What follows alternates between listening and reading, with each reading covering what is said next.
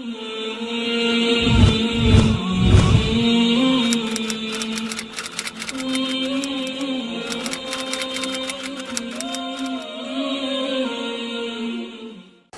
یہ کہ 54 سال کی عمر تک آپ نے صرف ایک بیوی کے ساتھ گزارا کیا، حضرت خدیجہ رضی اللہ عنہا کے ساتھ، اور 58 سال کی عمر میں 4 بیویاں جمع ہوئی، اور باقی ازواج مطہرات جو ہے وہ 58 سے بھی اوپر، اب 2 سال بچے اور 5 سال کی مدت میں 2-3 سال کے اندر حرم نبوت میں آئی ہے۔ تو یہاں آپ صلی اللہ علیہ وسلم کے بارے میں بدگمانی کوئی کر ہی نہیں سکتا۔ جیسے حضرت ام سلمہ رضی اللہ عنہا کی روایتوں کا تذکرہ آیا، ایسے ہی وہ بچے والی تھی، یہ پہلی عورت تھی بچے والی حضرت خدیجہ کے بعد۔ حضرت خدیجہ کو تو حضور سے اولاد ہوئی، لیکن اولاد لے کر آنے والی حضرت ام سلمہ تھی، تو ان کے بیٹے ہیں عمر ابن ابو سلمہ، وہ آپ کے ربیب بنے، آپ کے گود میں پلے، پرورش پائی انہوں نے۔ ان کا سوتیلی اولاد کے ساتھ کیا سلوک کرنا، یہ بھی آپ صلی اللہ علیہ وسلم نے اس نکاح کے ذریعے بتایا۔ چنانچہ وہ خود فرماتے ہیں، میں آیا، میں بچہ تھا، کھانے میں نے ہاتھ ڈالا، کھانے لگا، تو آپ صلی اللہ علیہ وسلم نے مجھے فرمایا، سم اللہ وکل بیمینک وکل مما یلیک، اے پیارے بچے اللہ کا نام لے، بسم اللہ پڑھو کھانے سے پہلے، پھر دائیں ہاتھ سے کھاؤ، پھر اپنے سامنے سے کھاؤ، ادھر ادھر ہاتھ نہ مارو۔ یہ تعلیم ملی، کھانے کا ادب ملا اس نکاح کے ذریعے، اس بچے کے ذریعے۔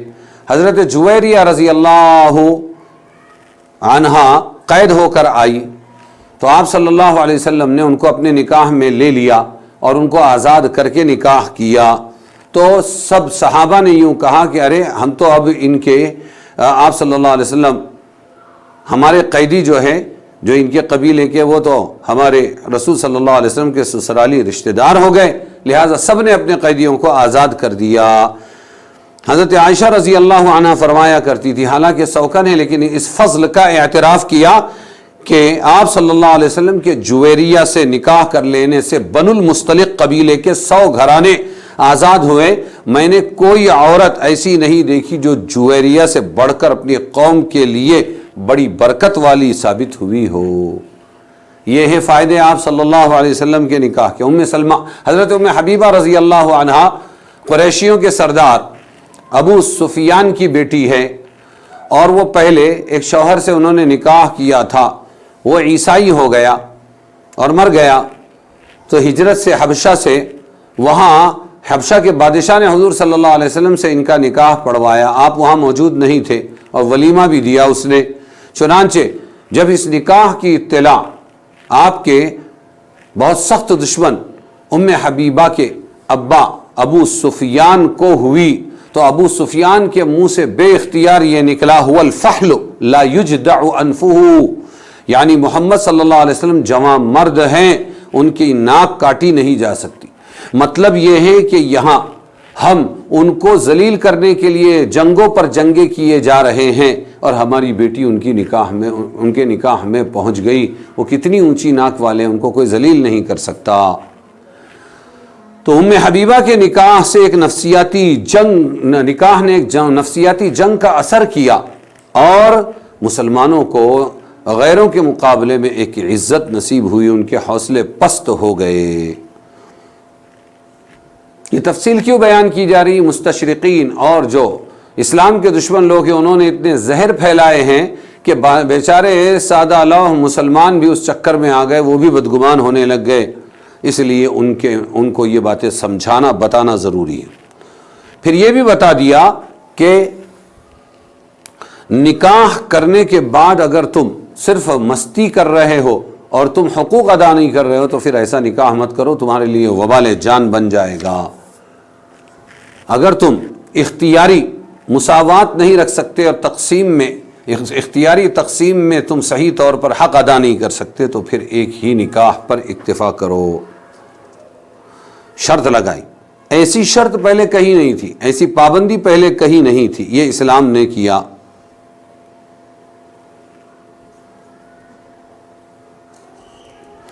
چنانچہ ایک حدیث میں ہے آپ نے فرمایا جس شخص کے نکاح میں دو عورتیں ہوں اور وہ ان کے حقوق میں برابری اور انصاف نہ کر سکے تو وہ قیامت میں اس طرح اٹھایا جائے گا کہ اس کا ایک پہلو گرا ہوا ہوگا.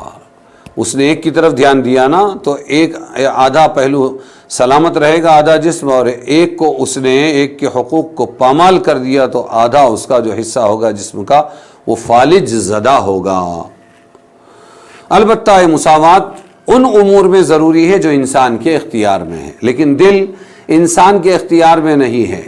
اگر کسی ایک بیوی کی طرف محبت، قلبی میلان زیادہ ہے، یہ خود نہیں کرتا لیکن اس کے دل کو اچھا لگتا ہے، تو اس محبت کے بارے میں اللہ تعالیٰ اس کی پکڑ نہیں فرمائیں گے، جس کو غیر اختیاری معاملہ کہتے ہیں.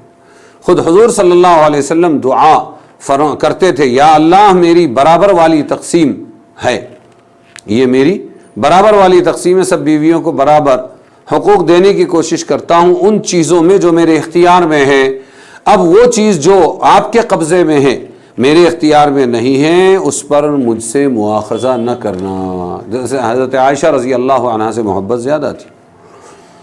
پھر ایک سوال پیدا ہوتا ہے کہ اللہ نے خود فرمایا ہے ایک جگہ وَلَن تَسْتَطِيعُوا أَن تَعْدِلُوا بَيْنَ النِّسَاءِ وَلَوْ حَرَصْتُمْ فَلَا تَمِيلُوا كُلَّ الْمَيْلِ فَتَذَرُوهَا كَالْمُعَلَّقَةِ. ایک طرف تو فرما رہے ہیں کہ تم انصاف نہیں کر سکتے، نہ کر سکو تو ایک بیوی اختیار کرو، دوسری طرف کہ تم بیویوں میں اگر انصاف کرنا چاہو تو بھی تم انصاف نہیں کر سکتے. تو پھر اللہ کیا کریں کہ ہاں پورا ایک طرف مت جھکو، یہ وہی غیر اختیاری میلان ہے کہ اس کے بارے میں اللہ پکڑ نہیں کریں گے. لیکن اس کا مطلب یہ نہیں ہے کہ جس پر دل نہیں ہے اس کو ایک دم ادھر چھوڑ دو، اس کی دنیا کی ضرورتیں اور حقوق پورے کیا کرو، یہ مطلب ہے.